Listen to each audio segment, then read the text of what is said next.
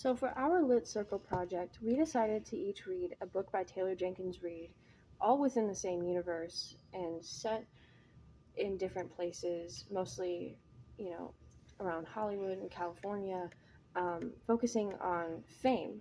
So, Taylor Jenkins Reid has released four books since 2017, including The Seven Husbands of Evelyn Hugo, Daisy Jones is back, or Daisy Jones and the Six, Malibu Rising, and Carrie Soto is back. And these books are all connected, so we thought that we would read three of them. So, The Seven Husbands of Evelyn Hugo, Daisy Jones and the Six, and Carrie Soto is back, and then sit down and talk about what we got from our books, how they all connect, and the overall story of it. So, we started off by writing small summaries about our books. So, if we want to start with Seven Husbands of Evelyn Hugo. Okay. My summary was that Monique, a developing journalist at a big journalism company called Vivint, I think it's Vivint? That makes sense. Is recruited by Evelyn Hugo, a timeless actress whose legacy of seven husbands is yet to be fully discovered. She's under the illusion that she is to write a story for Vivint magazine about her up-and-coming auction for 12 of her most famous dresses, but she is really writing Evelyn's tell-all book about her scandalous career in the limelight of Hollywood. We learn the ins and outs of Evelyn's many husbands, relationships with her parents, and more in a way that makes you keep turning page after page. And with The Seven Husbands of Evelyn Hugo, this was the first book that she'd ever written of this sort. So it was really interesting to sort of dive into a book that had like interviews and flashbacks and a character that was telling the story of somebody else, going back and forth between present day where she's finding out all of these things and then in the past when, all of it's happening. I love how Monique was a unique kind of perspective because she kind of goes through some of the same things as Evelyn. Yes. In the sense that she's going through a divorce and that she doesn't have the father figure she wants or doesn't have a father figure really. Mm-hmm. And stuff like that. And me and Jason both read the same book. Yeah. So what did you get from it? What's your summary?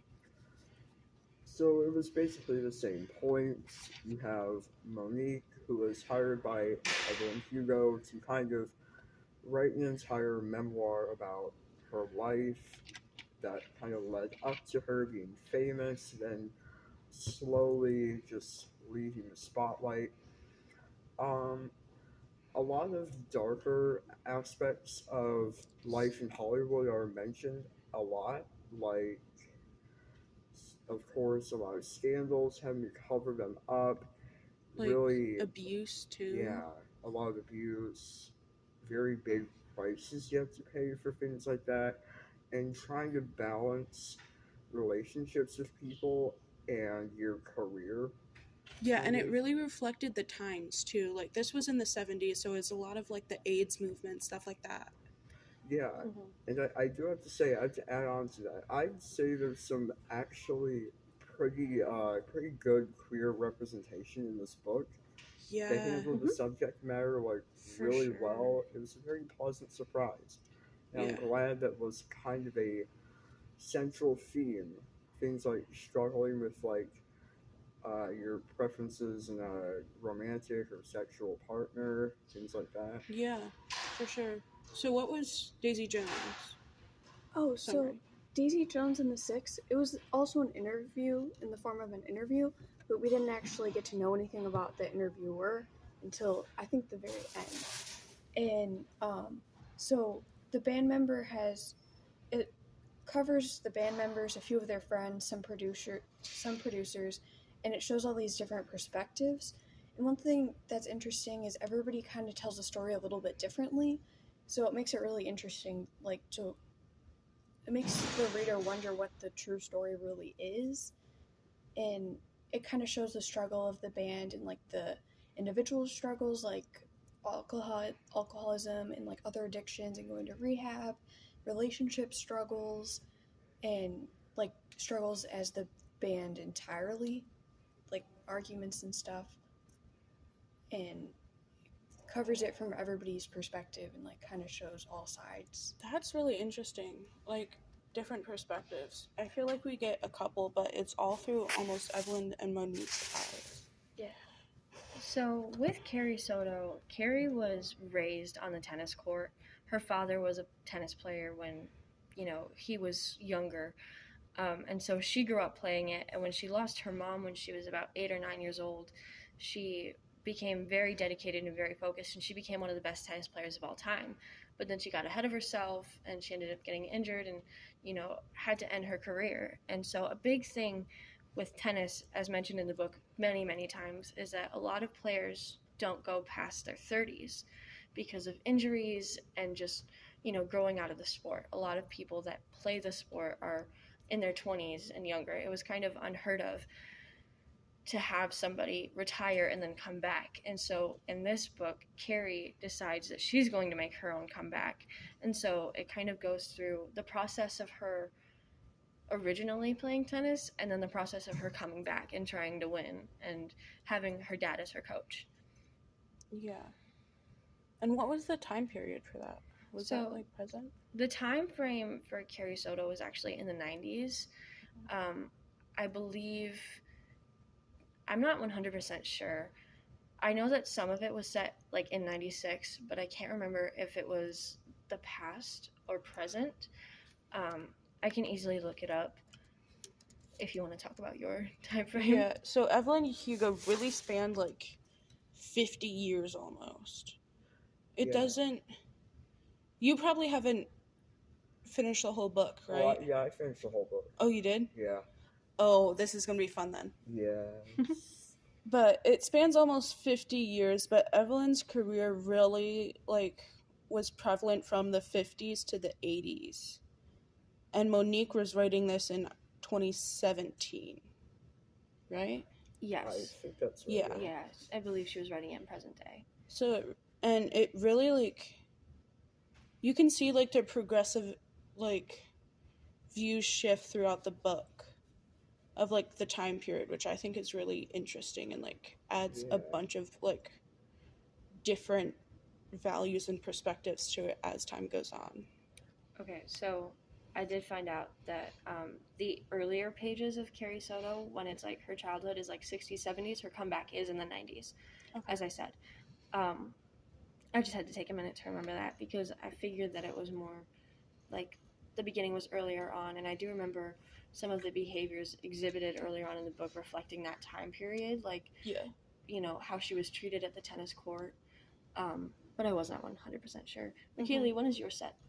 So the band takes place in the 1970s, but they're probably being interviewed a little bit later. I'm not really sure when, though. I think it probably says either early on in the book or very late in the book, but I don't really remember. I know they changed it in the show, so I think it was 20 years later in the show, but I think it's 40 in the book.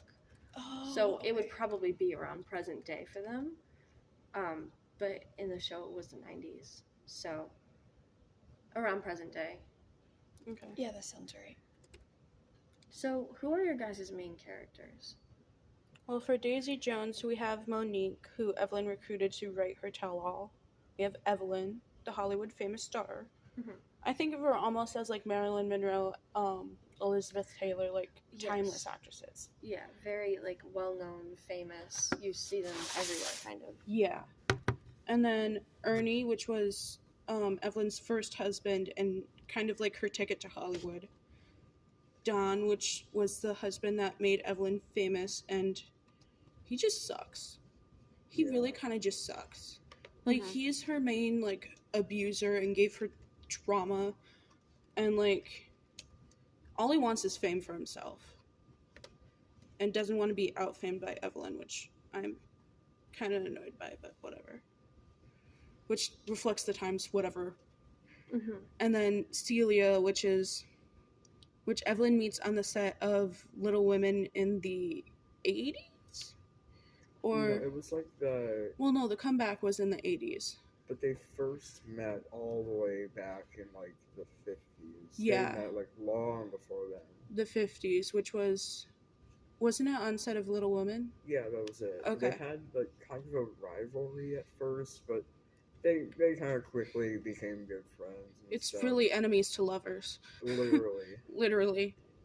And like they kind of go back and forth from like being lovers to hating each other back to being lovers. Yeah. And then again, there's that there's the representation in there because like yeah, they had a full-on relationship, and Evelyn was very clear to state in her interview that she was bisexual. She wasn't like one way or the other. She didn't want any of that to be misconstrued. which society kind of pushed on her, like you have to be one or the other. Yeah. So I love that perspective in there too. And then Harry was her like big producer that pushed her into the limelight. We love Harry. We love Harry, and he's the father to their daughter, Connor. Yeah. And they were married for 15 years, but he's gay, so it's kind of like their cover story. Yeah. And same with John Braverman and Celia, which is Celia's husband, who was Harry's lover. The whole thing has a vibe of like the found family concept. Yeah. Like all four of them are just very, very tight knit. They're looking out for each other. They're like protecting each other and stuff. It's really nice to read about. Yeah. So, McKaylee, who are your main characters? So my main characters are all of the 7 in the band. So Billy Dune, I don't know if I'm pronouncing that right. I think it's Dunn. Dunn. Okay, that makes more sense. He's the lead singer, and then Daisy Jones is like the vocalist. She kind of like was on her own for a while, and then she joined in later. Warren's the drummer, and then Billy Dunn's brother Graham is also in the band, and he's the guitarist. Karen's the keyboardist, and then Eddie and Pete Loving are brothers, and Eddie is the rhythm guitarist, and Pete is the bassist. Bassist. Yeah, I don't know why I couldn't say that. That's okay. And so my main characters for Carrie Soto is back are Carrie, her father Javier, Bo, who was an ex-lover of hers, so to speak, Nikki, who is this 17-year-old that she's trying to compete against, so kind of, Oh, like the Serena Williams, like Naomi battle, Yeah. almost. kind of one of those situations where you like. It reminds me of a song called Nothing New by Taylor Swift, where she sings about, growing older and then having somebody else step into her spotlight and being like, I know that I, like, paved the way for her, but being emotional about it, and then take that, but going against her. And then there are some other small characters that I mentioned here and there, like Carrie's mother, Brandon, who we can get into in a little bit, and some other tennis players like Ingrid. Yeah. So, what were some of the biggest dynamics in your books? Oh my gosh. Where to start? I think I kind of already said one of the really big ones, the whole found family dynamic. You have that. Of course, you have Evelyn has like different dynamics with the men that she's married. Some of them feel like semi-genuine, others are like a very forced kind of love. And especially with Harry, I loved the like platonic soulmate dynamic they had. Yeah. Like they just saw each other through it all and they stuck by each other. I love that. I loved it. Yeah, it was so sweet. And like with Evelyn's daughter Connor, like the rebellion after the trauma. Yeah. I felt so bad for her. Yeah. It's just a really sad, depressing ending of the book altogether. Yeah. And also, let's not forget Evelyn and Monique. Oh yeah, their dynamic. I feel like Evelyn kind of like pushed Monique to be who she is and like not apologize for it, which I love because I feel like Evelyn is like the definition of a badass who gets what she wants. Yeah. And I love it. So for the sake of not really giving away a spoiler, I'm going to be kind of vague with this, but let's just say like in the beginning of the book, Monique like kind of almost admired Evelyn. Like, again, She she saw her as was, the icon. yeah, she was an icon, and since she was going to willingly lay out her life story, it seemed very admirable because, like, she had nothing to lose, pretty much. Mhm. But like Yeah. near the end, there was kind of this reveal, and for a little bit, Monique kind of hated Evelyn for it.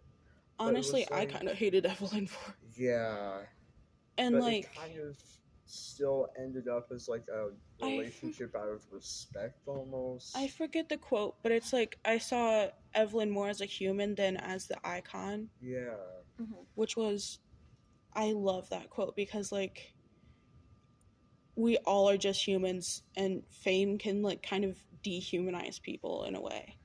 I mean, Yeah. at least they still kind of respected each other near the end. Like, it Yeah. wasn't necessarily all on bad I love the terms. ending where Monique's like, I'll apologize when I'm ready. And I think Yeah. I can, but it's just not yet. Yeah, it feels very raw, honestly. Yeah. And I love that aspect where like you can really just dive into the characters.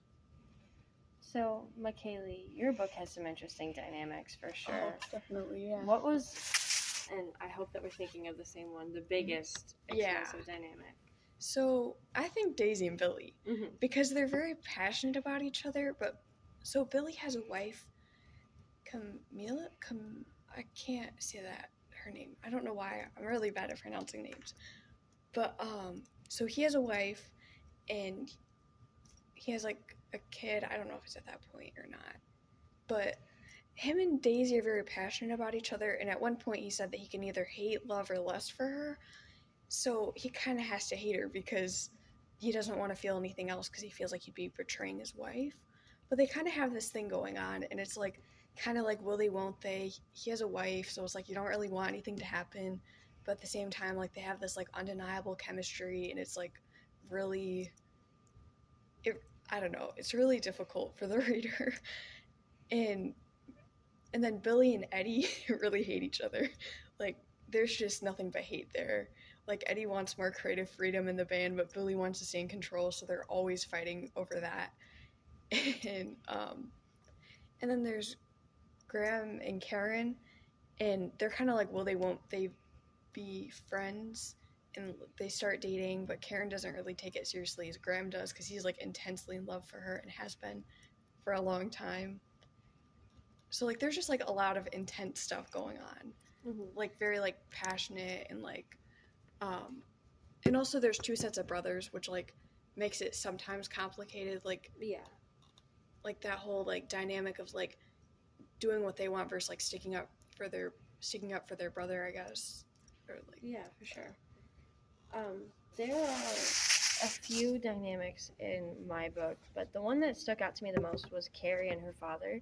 Because obviously, when you have a father daughter relationship, things can get messy, but when you have your father as your coach, it gets even messier because, you know, he's trying to push you to be the best, but at the same time, he's your father, so he doesn't want to, you know, admit when you're not doing great or, you know, be mean about certain things. And so it got to a point where they became very explosive around each other. Like they would have arguments all the time. Carrie even fired him at one point because she wanted somebody else that would guide her towards success in a way that he wouldn't. But then, you know, when she hires somebody else, she realizes that even though she's getting better, she doesn't feel the love that she felt with her father. So it's a very complicated dynamic. And then there's also Carrie and Bo, who, you know, they reconnect and they become super close. And then Bo is like, I want to be back with you. Like, I think that we're at a good place to do this again. And she's like, actually, no, we're not. So there's just this kind of interesting will they, won't they going on between them. So the next thing that we had briefly mentioned is traits. And for sake of time, I will just say that all of our books feature strong female leads who are willing to get whatever they want at whatever cost. Yeah. They're all very determined. You know, you have a huge actress, you have a tennis player, you have the lead of a band that just wants more and more fame everywhere she goes. So you really get to look at all of these women, what fame does to them, and how Yeah. the power kind of affects them. And then, if you really quickly want to do reviews. Yeah, we can do like one review each. Yeah. Okay. Do you have a specific review for Evelyn Hugo? Like out of 10 or something? No, like, did you get reviews from Goodreads or? Oh, I didn't look at reviews. No, I Okay. just like had a personal review, I guess. Okay, we can do that in a second. But I had this one quote from a review that I completely full-heartedly agree with. And it's not to be dramatic, but if there ever comes a point in time where the fate of human civilization is coming to an end, we need to create a time capsule to immortalize our prosperity. This book better be in it. There has never been a more honest, enthralling book in the history of the world ever. What was your review, McKaylee? So mine's pretty long, so I just like kind of highlighted the things that I strongly agreed with. Okay. So this person said that this format is not only unique but also adds a sense of realism to the story, making the reader feel as though they're reading a true account of the band's rise to fame, which I agree with. Like, it was very realistic. And then having their own distinct personality and backstory, a wide range of emotions in the reader. And those are just like the things that I found the most like relatable in the review. I agreed with. So the second review that I found is one that I also agree with. It's from somebody. Their username was Val Shameless Handmaiden. So it says, I picked this up for the same reasons everyone else did, because it's Taylor Jenkins Reid and I'll read anything she puts out. That said, I read the blurb and that's it, so I had completely forgotten that the title character was even in Malibu Rising, let alone her role in it. I don't think it would have made a difference to me either way, because I enjoy books about hated characters, but still, I'm glad I didn't remember who Carrie was until about 25% in, because it allowed me to absorb Carrie independently of anything else. I was not a tennis player, and I never played to the level Carrie did, obviously. However, I was a collegiate scholarship athlete who spent the majority of age 5 to 21 on a sports field with a very dedicated and involved father. As a result, I very connected to Carrie, her competitive nature, her perfectionism, and her fear of failure. I also really enjoyed the relationship she has with her father. In my mind, that was a true love story here. Not her relationship to tennis, not her relationship to the love interest, but her and Javier. I thought the unfolding events leading up to the US Open were very touching, and the way the last tournament and Javier's feedback was layered throughout was brilliant. I also thought the ending was both inspirational and realistic. All that said, this book was quite bogged down with a lot of tennis jargon, tennis strategy, just tennis period. While that wasn't an issue for me, in fact, I quite enjoyed it, I could see it being an issue for some readers. All in all, after not really loving Malibu Rising, I was excited that this one was a hit for me. And I specifically picked this one out because I 100% agreed with what it said about Carrie being in Malibu Rising. I had not remembered initially that this was the character introduced a few books back, and it allowed me to actually like take in the character instead of judging her based on what I read initially, and also the relationship that she has with her father, what that was about. So now we get to the exciting part, at least for me, which is how all of these stories are connected, because all of these books are connected to each other, and that is through one character named Mick Riva. I'm not sure if you say it Riva or Riva, but I'm going to say Riva for the sake of myself. So here's a timeline. This might spoil some stuff for Malibu Rising. That's okay. For our other books, and it's probably not totally accurate. So to start, we have a man named Mick Riva who is a rock star. He marries a woman named June and starts a family with her, and they have 4 kids. While they're having their children, he goes off on tour and ends up having an affair with Evelyn Hugo. They get married for like a night. I'm not sure. It was literally a day. I'm not sure if him and June were still together, but I do remember her being devastated over the fact that he'd married a movie star right after being with her. And so throughout the process, the time span, Mick goes to Daisy Jones and the Six parties. He is mentioned, I think, just once in the book. Yeah. Having been at one of their parties, because obviously a band in the 70s, you throw a lot of parties. So then his children begin to grow up and they start to have parties of their own. They have an annual summer party that they throw every year in Malibu, which is why it's called Malibu Rising. And members of the Six attend. So Warren, I believe, was specifically mentioned attending. And they also mentioned Celia in Malibu really? Rising. Yes. So Nina, his oldest daughter, she's a swimsuit model. I believe swimsuit model. That or she's like a surf model. I'm not 100% sure. It's been a while since I've read it. But she marries a man named Brandon. Brandon is a tennis player. And he goes off and has an affair with Carrie. Carrie and Brandon are together for a little bit of time, not too long, but they split the moment it goes public. Nina is photographed outside of places crying because, she's distraught. She's been cheated on. And, the two of them end up splitting up. Brandon and Nina split up. That's that. I believe Brandon actually came to the party at the end of summer to try to, get her back. I don't remember if it worked. And then Carrie kind of goes into hiding. Not really goes into hiding, but, she stops trying to be seen by the public as much. And then her tennis career initially comes to an end, and a few years later, she starts back up her tennis career. That's how all this connects, through Mick Riva and his children, which is a lot to process, but a really great way of having all these stories together instead of, introducing every single character every single time. Yeah, who is who. Yeah, and it's unfortunate, in my opinion, because Mick Riva's not a good guy. No. It's like every time he pops up, you're like, man, it's this guy again. It's kind of like when you see somebody at a high school reunion and it's like, man, I forgot about him. Why is he here? That's kind of what it's like to see Mick Riva's name pop up in these books. But it's really interesting because of how he's just always there. He's just like that one little pest you can't get rid of, and it's annoying. And it's super interesting that she decided to have him be the character that connects everybody instead of, Evelyn Hugo, the main character that she started this series with. It was like a discrete character that you wouldn't think would pop up again. Right, because all Mick Riva did, I'm pretty sure, was say on stage one day that he wanted to marry Evelyn. Yeah. And then they ended up getting married for a day. Yeah. One night in Vegas. Mm-hmm. To kind of conceal her and Celia's relationship. And then that blew up and they had a whole fight over that. That's a whole different story. I'm still blaming him for that. Yeah. But, so to finish off strong and briefly, because we're at 27 minutes now. It's okay. Would you recommend the book? Just straight up, yes or no, would you recommend it? Definitely. Absolutely. Yes. I would, 100%. 100%. I think if you also read all the other books, you can get the full effect of it all, which makes it so much better, especially because all these stories are super interesting and, totally different from each other. Mm-hmm.